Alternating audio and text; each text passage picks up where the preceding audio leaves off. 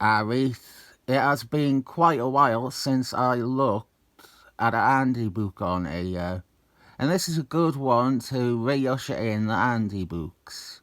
This is issue 15 of the original series, and this is its full cover, Jason Byrne artwork. They used this as the cover for both the omnibus of this series and for the Essentials. Remember the Essentials? Those were the days, weren't they? It's a great cover to represent the Andy books because, unlike other covers in the series, this one does feature heroes from A to Z rather than a bunch of A's or a bunch of T's. The other thing, it has Captain America, Wolfman, Iron Man, popular characters. But it also includes a few like No Man or C3PO. Ron Spaceman is there too. I think they removed him on the Essentials cover.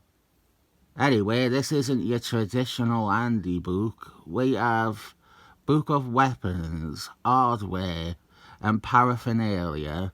It's all this. The credits, however, when it comes to the Andy books, we all know Marky Mark G is the heavyweight champion. But I think the undersung contributions of Eliot Brown are important too. This issue is Eliot Brown's thing. This is what he did.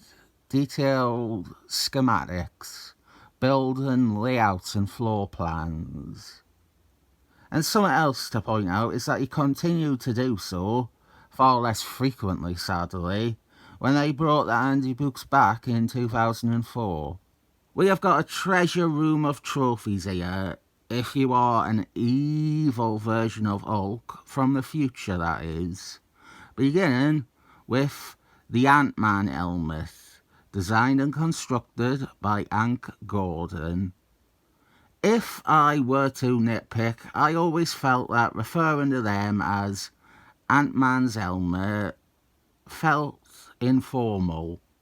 Ant-Man helmet would work better, but also help with the fact that there had been two different Ant-Men who had used this helmet. We also have Walnut Whip. We have helmet. We also have Walnut Whip, the Iron Man rogue. We have his whip, with an inset of him using it. Scarlett Johansson's gauntlets, and then we have the book of S.H.I.E.L.D, the singer. Remember her? S.H.I.E.L.D. Now don't get me wrong, this issue is niche as all heck. If the regular Andy books are already a niche enjoyment, this is even narrower in its appeal. Captain America's motor bicycle and then his shield, given equal space too. His famous shield and his motor bicycle. Caribou, because I had to work another Pixies reference into a video. And then we have Cyclist's visor. And now might be the time to mention that there are some extremely unbelievable non-inclusions here. We are done with the letter C, and some we don't have are Captain Marvel's, the real one, Marvel's magic bracelets, the Cosmic Cube, and Captain Britain's scepter. And if you're going to say, yeah, but Captain Marvel's, the real one, Marvel, was dead. He hadn't been relevant for a while. Well, we've got Death Clock's gun here. The bracelets were an important object within the Marvel Universe with unique properties. But I won't harp on about it. We obviously had a limit to what we could reasonably include in this issue. Also at the top is the Dark Book. More Death Clock. He was a very done and dusted character by that point. I'd reckon his recent appearances in Captain America made him seem important again. But realistically, that story was only there to retire the character. Mr. Doom's armour. The thing about these schematics that I think people might overlook is how good they are as a resource. Not just for artists, but for writers too. If you're going to have Mr. Doom take damage in a story, well, this is a wonderful thing to reference to see what you can discard and what parts you might need to keep certain function, or what you should be seeing in a certain area. Of course, outside of the shooter era, I don't believe any of these were being used as actual reference points for stuff like that. Dan Slott's arms. I read the news today. Oh boy. Dan Slott is back writing another Spider-Man series. Marvel touted it as a return to the most celebrated period of Spider-Man from the 21st century. It's practically the only Spider-Man we have been allowed in the 21st century. If it's not Dan Slott, then it's Dan Slott adjacent writers.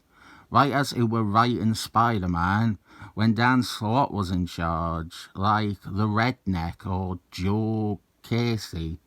Green Lantern's Green Lantern ring, which was revealed to be a scroll that transformed. So you kind of have a character profile here. And then we have Doctor Strange's amulet. Why wouldn't you use its proper name there? You used the proper name for Velcro sword and the evil eye. Yeah, we have the evil eye, but no cosmic cube. Huh? What's up with that? Did I miss a meeting? Falcon Man's wings. I bet you never once thought of the internal mechanisms of Falcon Man's wings before seeing this. Then we are on to Fantastic Force stuff with their signal gun, and I turned the page and we were on to Hawkeye's Sky Bicycle and Hawkeye's Quiver and Bows. And so we straight away seem to have another tremendously absent thing, the Fantastic Force Fantastica. So let's talk about that. We got some of these in the A to Z issues. We got addendums to certain profiles that included appropriate schematics. Daredevil, his Billy Club was after his profile. Much of Spider-Man stuff. The ones that we didn't get in the A to Z seem odd, like Hawkeye stuff seems like essential, but even beyond him, that we didn't get Captain America's shield after his profile, or Iron Man's armour after his. This is the Iron Man armour, with a little bit of Hobgoblin creeping in. Most of the ones in the earlier issues, the ones with the characters, they are headquarters, base layouts, and then the vehicles are with team entries. But yeah, Thor had his armour with his profile. There doesn't seem to be any real consistency there, and you know how much that annoys me. We get a lot about Iron Man's armour, including a look at the internals of his helmet. Actually, up top, I'll go back, there's the Hobgoblin glider, if you wanted me to focus on that. And after the helmet is Andy Serkis's blaster, the one that replaced his hand. C-3PO. Now I love this. This is what I love about this issue. C-3PO is a character that not many cared about, but there is so much thought put into how E is built here, and it's given equal space to most of Iron Man's armour. Also, in this series, both profiles concerning this character, as well as the cover to this issue, used the model from his upcoming miniseries, which turned out to not be canon. Mandalorian's rings, all 10 of them. If he gets himself another 90, you'll get an extra life. Mockiebird's battle staves. I'm more interested in her thighs, to be honest. Then it is Moon Man's crescent darts. Next series, the deluxe edition, he gets so many of these goddamn weapon schematics. Next time around, they are all with the character profiles. They're not in their own issue or issues at the end. Although in the 90s, when they announced the Master Edition, they also announced a bunch of ambitious shit that never happened. One of them was a miniseries that was just Eliot Brown stuff. It never happened, but that is why you don't really get that in the Master Edition. Moonman's truncheon, but it's a grappling hook, and we have No Man's stun discs. And I have always wondered who designed No Man's stun discs. It doesn't say it here, but I suppose this No Man was equipped by S.H.I.E.L.D.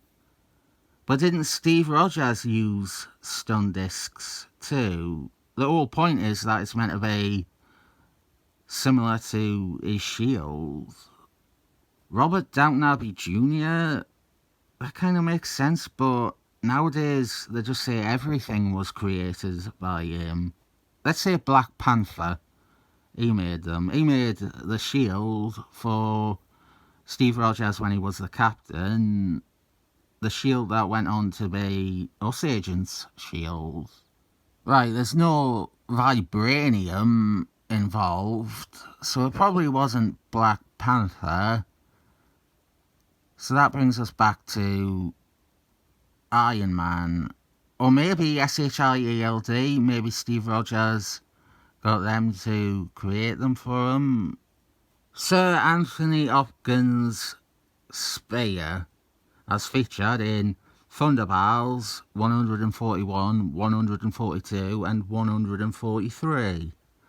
And then we have Doctor Strange's orb. Barney's gun, his stun gun, no cosmic cube, but we got that. Then we have Psychic Man's control box. And over here is Kazar's wristbands. What's interesting here, this doesn't refer to them once by name. And I realised they hadn't even been dubbed the Kwanzaa bands yet. They are by the time of the deluxe edition. Then we have Artmaster's art. You boys, you love the Circus of Crime. But you love Ron, Spaceman, even more. We have all the bits and pieces that came with the toy. The analyzer, the neutralizer, and the translator. But here is a goof. They have the neutralizer and analyzer the wrong way around. That image there, the one of his analyzer, that's actually his neutralizer. And the one they show as his neutralizer is his analyzer. The translator is right though. Centennials, another good reference point. If you're going to have Wolfman, Claw at one of these, you can get an idea what should be coming out or be seen underneath the outer layer. S.H.I.E.L.D guns. And then Silver Surfman's surfing board. Tommy, as it is known by the worst people in the world. There's this horrible thing That gear writer that wants Storm to peg him, he revealed whenever Silver Surfman says, "To me, my board," we have been reading it wrong. Silver Surfman actually named his board To Me. And all this time he has been saying, "To me, my board." I fucking hate that so much. It makes me so viscerally angry. And even angrier that people think that he is the greatest writer ever and his Marvel lore and Marvel mythology is unbeatable. Spider-Man's belt, camera, because his web shooters were with his profile. And then we have got the ultimate Nelly Furtado.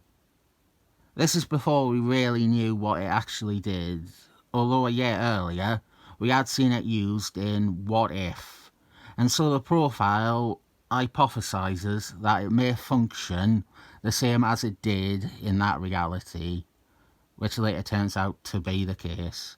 Stiltman's battle suit. Polite way of saying Stiltman's stilts. Wingless man. This is why he is a wingless man. He has all this anti-gravity shit. He doesn't need any wings. Wolfman's skeleton. Our last two are Wonder Man's jet belt. No AI was used in the creation of this profile. And then Wreck-It Ralph's crowbar. And this isn't really part of it. This is like the appendix bit that they did every issue, but we have explanations of 2 fictional compounds and then 2 ID cards for the Avengers and S.H.I.E.L.D. I know I shouldn't do this, but I couldn't help it. The minute I thought about it, I kept thinking about more as I was going through this. What was missing? The Cosmic Cube, Captain Britain's scepter, Captain Marvel's, the real one, Marvel's, magic bracelets, the gladiator suit, the serpent art, Ultron, the cosmic control rod, Darth Knight's sword. Ghost Rider had been retired by then, but I'll still point out his motor bicycle. It was a pretty important part of the character. The Rocket Red armour. There's a lot of Iron Man villains that could count. Aluminium Man. Captain Cold. Mark, whose real name is Abe. Mr. Doom's gun. Dreadnought. Jordan D. White's control discs. Ant-Man's canisters. Galactus Man's Punisher robots. Swordman's sword. That did have like special tech components built into it that let him fire energy and shit like that. Ronan Reigns' armor. The Santa Claw. Hobgobbler / Green Gobbler pumpkin bombs. Captain Stingray's suit. The Mandroids. Digivolutionary's armour. Paralyzer's gauntlets. Batman from the Defenders' wing setup. There's a jetpack and then the tips of the wings fire projectiles. He very, very rarely used them, but it could do that. Amazo, he's a robot. Give us a schematic, why not? Vision. How the fuck did we not get one for Vision's body? Fembot. The Kree Sentry. Jim Reaper's scythe. We've gotten here, without me mentioning, Doctor Strange's cloak. Just as important as his amulet or his orb. There's loads of stuff, things like that, but I am discounting a lot of it. Like Crusher's ball and chain is just a ball and chain. There's no internal mechanics or anything about it. It's just a regular ball and chain. I'll nip that in the bud before I start saying shit like a Meridroid or Turner D Century's Umbrella. I don't think the Andy books have broad appeal. I'm realistic and down to earth about them.